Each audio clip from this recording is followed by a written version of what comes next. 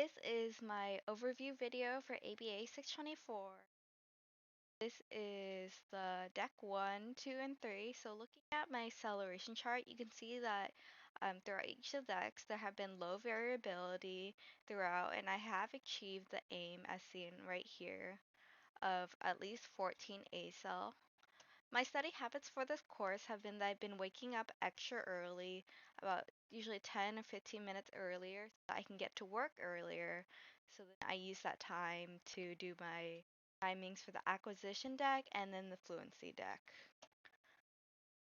The adjustments I made were made at the beginning, so I've been trying to be more intentional while doing my timing. So instead of spending too much time overthinking each of the terms, I will flip the card, and if I don't know it, it just means that I need to spend more time studying that one specifically. And if I did get it correctly, it just means that I need a little bit extra more practice, but I'm getting close to understanding it a little bit more.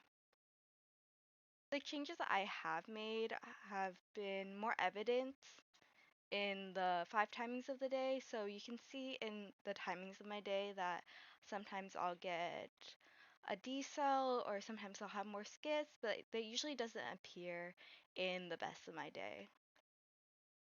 So as you can see, I did graph my skip cards, and usually there is a decline in them and the amount of decel. Usually you can see some decel in my baseline over here, but they typically remain at 0 and it's relatively constant. I did meet my objective of optimizing my studying and becoming more flexible with my studying through my SAFMETs, in that I'm okay with having some decel as long as it gets down to 0 and it doesn't really get too high.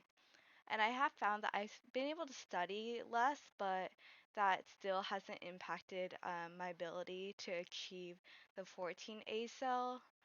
And at the start of some acquisition decks, I do feel intimidated about the amount of cards that I just don't know. But usually, as I continue with it, I get more comfortable, and the concepts do seem easier to understand.